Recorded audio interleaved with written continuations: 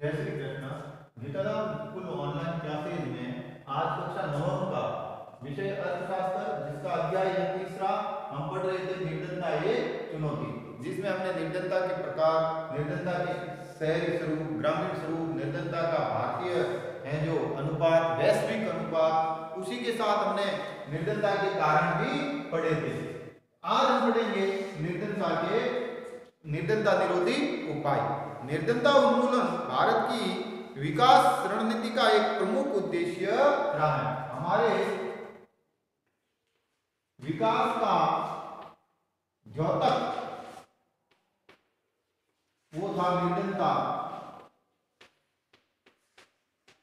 उन्मूलन।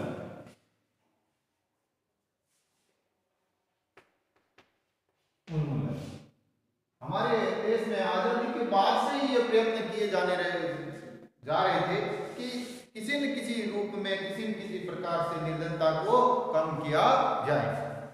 सरकार की वर्तमान निर्धनता निरोधी रणनीति मोटे तौर पर दो कारकों पर है। एक तो है आर्थिक समृद्धि को प्रोत्साहन और दूसरा है लक्षित निर्धनता निरोधी कार्यक्रमों पर निर्धन। दो तरह के सरकार ने कार्यक्रम चलाए हैं, जिसमें पहला है आर्थिक समृद्धि और दूसरा जो सरकार का कार्यक्रम है वो है लक्षित निर्धनता निरोधी।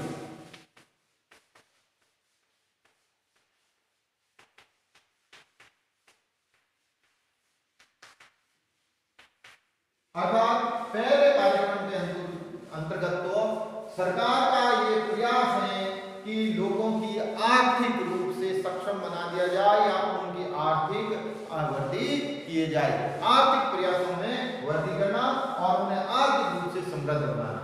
और दूसरा वो कि लक्षित निर्धनता, अर्थात जिन जिन कारणों से निर्धनता के हमारे यहाँ कारक मौजूद हैं, उन कारकों को धीरे धीरे खत्म करना, यह है लक्षित निर्धनता निरोधी। 80 के दशक के आरंभ तक समाप्त हुए 30 वर्ष की अवधि के दौरान प्रति व्यक्ति आय में कोई वृद्धि नहीं हुई और निर्धनता में भी अधिक कमी नहीं आई। यानी 1980 तक, जो 1950 से लेकर 50 से लेकर 80 तक के इन 30 वर्षों में, कितने 30 वर्षों में निर्धनता में कोई कमी नहीं थी, यानी कि नहीं आई। उनकी हमारा जो निर्धनता का स्तर था वैसा का वैसा रहा, किसी भी प्रकार से 80 के दशक के आरंभ से भी बना रहा। 1980 के दशक से भारत की आर्थिक समृद्धि दर विश्व में सबसे अधिक रही। समृद्धि दर 1970 के दशक में करीब जो 3.5% औसत से बढ़कर, जो 1970 में 3.5% समृद्धि दर थी, वह है जो 80 के बाद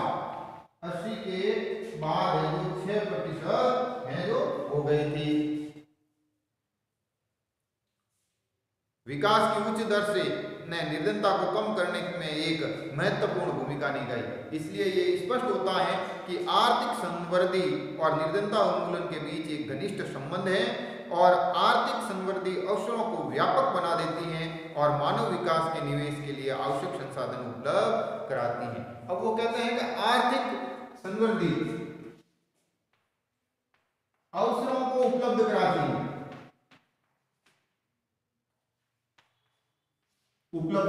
अर्थात रोजगार के नए नए अवसर उपलब्ध कराएंगे। जितने रोजगार के अवसर उपलब्ध होंगे उतनी ही हमारी जो निर्धनता में कमी आएगी। इसी के लिए, और दूसरा था मानव निवेश। मानव निवेश में हमने पढ़ा था, मानव निवेश में क्या पढ़ा था? मानव निवेश में हमने शिक्षा और स्वास्थ्य पढ़ा था कि शिक्षा और स्वास्थ्य की पहुंच से या इन सेवाओं में वृद्धि करके भी है जो लोगों में इस गरीबी उन्मूलन को है जो कम किया जा सकता है। आर्थिक विकास से सर्जित अवसरों से निर्धन लोग प्रत्यक्ष रूप से लाभ नहीं उठा सकते हैं। इसके अतिरिक्त कृषि क्षेत्र में समृद्धि अपेक्षा से बहुत कम रही। निर्धनता का इसका प्रत्यक्ष प्रभाव पड़ा, क्योंकि निर्धन लोगों का एक बड़ा भाग गांवों में रहता है और कृषि। और दूसरा था हमारे कृषि के अवसर, क्या थे? कृषि विकास। कृषि विकास, तो कृषि विकास में हमारे सफल प्रयास नहीं हुए, उस वजह से निर्धनता में हमें जो इस सेक्टर से या इस कारक से कम कर सकते। इन परिस्थितियों में लक्षित निर्धनता निरोधी कार्यक्रमों को भी स्पष्ट कर देना चाहिए। यद्यपि ऐसी अनेक योजनाएं हैं जिनको प्रत्यक्ष या परोक्ष रूप से निर्धनता कम करने के लिए बनाया गया है। अब हमारे देश में है जो ये लक्षित निर्धनता के लिए भी अनेक योजनाएं बनेगी। क्या बनेगी? योजनाएं बनेगी। क्या बनेगी? जैसे शौचालय की योजनाएं, गरीबों को पक्का मकान देने की योजनाएं, राशन देने की योजनाएं, एलपीजी की योजनाएं। तो ऐसी अलग अलग जो लक्षित है उसी लोगों को लक्ष्य बनाकर तय करके जो योजनाएं बनाई गई हैं उनसे भी है जो निर्धनता कम होती रह रही है। तो पहली है जो सबसे बड़ी योजना है वह है मनरेगा, महात्मा गांधी राष्ट्रीय रोजगार गारंटी अधिनियम, जो 2005 में मनरेगा लगाया। 2005 में ये योजना शुरू की, जिसमें था कि प्रत्येक परिवार को, क्या? प्रत्येक परिवार को मांग के अनुसार साल में कम से कम 100 दिवस रोजगार देना। क्या देना? रोजगार देना। तो इससे एक लक्ष्य करके, ग्रामीण लोगों के लक्ष्य करके ये योजना बनाई गई। उससे भी है जो लाखों लोगों का भला हो रहा है और इससे भी कई लोगों को है जो उनका भरण पोषण हो रहा है। उसी के साथ साथ ग्राम विकास के कार्यक्रम भी हो रहे हैं। कौन से हो रहे हैं? ग्राम विकास के कार्यक्रम भी हो रहे हैं। ग्राम विकास के कार्यक्रम भी हो रहे हैं, क्योंकि इसके दौरान जो पहले कच्चे निर्माण थे, क्या थे? कच्चे निर्माण थे, अब वहाँ पक्के निर्माण की भी योजना हो गई है। तो इससे गांवों के खुद है जो काम भी हो रहे हैं। और इस प्रावधान के तहत लगभग 1/3 महिलाओं का, कितना? 1/3 महिलाओं को रोजगार से जोड़ा गया। क्या गया? रोजगार से जोड़ा गया है, जितना पहले कभी नहीं हुआ है। इस स्कीम के अंतर्गत 4.87 करोड़ परिवारों को 220 करोड़ प्रति व्यक्ति रोजगार उपलब्ध कराया गया है। और साथ ही साथ अनुसूचित जाति, जनजाति, महिलाओं का हिस्सा क्रमशः 23% और है जो इसमें अनुसूचित जाति का हिस्सा 23%, एसटी का हिस्सा 17% और उसी के साथ है जो टोटल महिलाओं का हिस्सा 53% रहा। और कुल महिलाओं का पुरुषों की अपेक्षा महिलाओं को इसमें ज्यादा रोजगार मिला है। तो इस तरह से हम इन लोगों को रोजगार की गारंटी दे सकते हैं। पहले इसमें अब बढ़ोतरी भी हुई। शुरुआत में इसमें 65 रुपया प्रति व्यक्ति था, जो 2006-07 में 2006-07 में जब ये योजना लगी 2006-07 में, इस समय पर 65 रुपए है जो प्रति दिन तय थी रेट, वो बढ़कर बाद में है जो 132 रुपए हो गई 13-14 में। 13-14 में वो रेट है जो 132 रुपए हो गई प्रतिदिन। और उसी के बाद ये और बढ़कर है जो वर्तमान में ये मजदूरी दर 18 में, मार्च 18 में है जो 281 रुपए, इतनी मार्च 18 में इसको 281 रुपए प्रतिदिन और कुछ क्षेत्रों में इसको 168 रुपए प्रतिदिन है जो श्रमिकों के लिए तय कर दिए गए। तो इस तरह से उन लोगों की ये हाजिरियां बढ़ाकर, ये आय प्रतिदिन आय बढ़ाकर भी है जो लोगों के हितों का कार्य किया जा रहा है। ये एक लक्षित यानी निर्धारित राज्य। उसी तरह राज्य सरकारें भी कुछ योजनाएं दे रही हैं, जिसमें राज्य रोजगार गारंटी अधिनियम की स्थापना करनी है और उसके बदले अंतर्गत कार्यक्रम के अंतर्गत आवेदक को 15 दिन के अंदर रोजगार उपलब्ध नहीं कराया गया तो दैनिक बेरोजगारी भत्ते का हकदार होगा। और एक और महत्वपूर्ण योजना राष्ट्रीय काम के बदले अनाज योजना है। अब इसमें क्या है कि अगर वो काम मांगने पर उपलब्ध नहीं है, मांग के अनुसार उपलब्ध नहीं है तो उपलब्ध नहीं होने पर उसको भत्ता दिया जाएगा। क्या दिया जाएगा? उस काम की एवज में कुछ न कुछ है जो उसको पैसे दिए जाएंगे। इसी तरह बाद में एक काम और शुरू किया गया जो देश के लगभग 150 जिलों में चालू है, वो है काम के बदले अनाज योजना। काम के बदले अनाज योजना ये देश के चिन्हित 150 जिलों में है जो लागू है। 150 जिलों में लागू किया गया 2004 से। उसी के अंतर्गत एक योजना और है जिसका नाम है प्रधानमंत्री रोजगार योजना, जिसे 93 में प्रारंभिक किया गया है। प्रधानमंत्री रोजगार योजना 1993 में लागू किया गया था।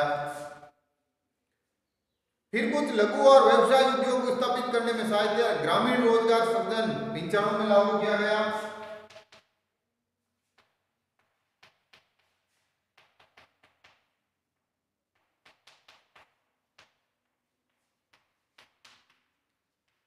में है जो लागू किया गया। उसी के साथ स्वर्ण जयंती ग्राम स्वरोजगार योजना 99 में लागू किया गया।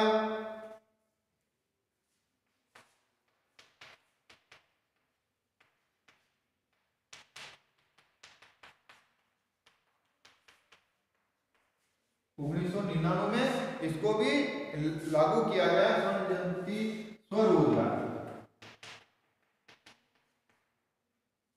स्वरोजगार योजना भी लागू की गई। प्रधानमंत्री ग्रामोदय योजना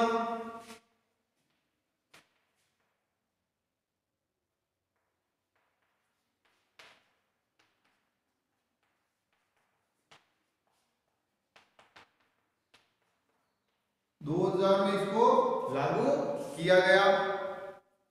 और इसी के अंतर्गत प्रधानमंत्री ग्रामोदय योजना में कई काम शुरू हुए थे, जिसमें प्राथमिक स्वास्थ्य है, प्राथमिक शिक्षा है, ग्रामीण आश्रय है, ग्रामीण पेयजल और विद्युतीकरण जैसी मूलभूत सुविधाओं को राज्यों को केंद्र ने सहायता दी। और एक अन्य महत्वपूर्ण योजना है अंत्योदय अन्न योजना।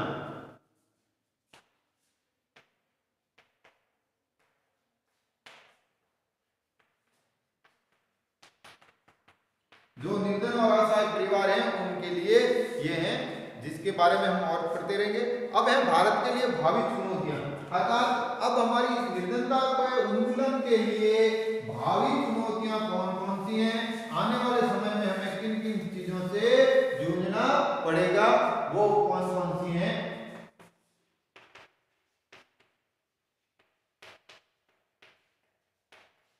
जिसमें आपका पहला है कि भारत में निर्धनता के निश्चित रूप में गिरावट आई, लेकिन ये प्रगति के बावजूद इसको हम उन्मूलन की ओर बाध्यकारी चुनौती है। ग्रामीण और क्षेत्र में विभिन्न राज्यों में निर्धनता में व्यापक असमानता है। सबसे पहली जो चुनौती है वो है ग्रामीण व शहरी क्षेत्र में असमानता है।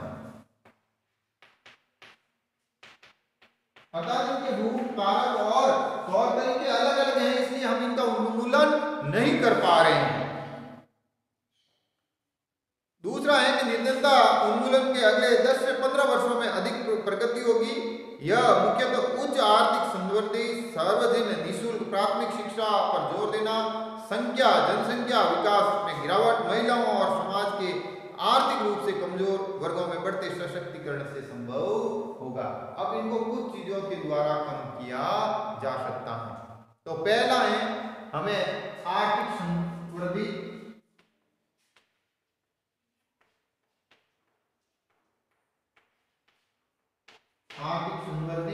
दूसरा जो हमारा मैटर है वो उच्च शिक्षा, प्राथमिक शिक्षा,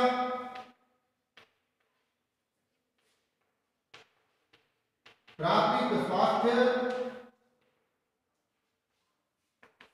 पेयजल,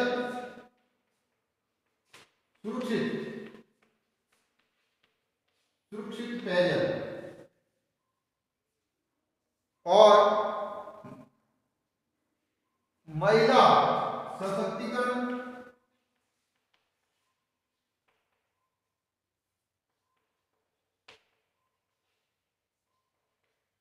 और कमजोर तबके को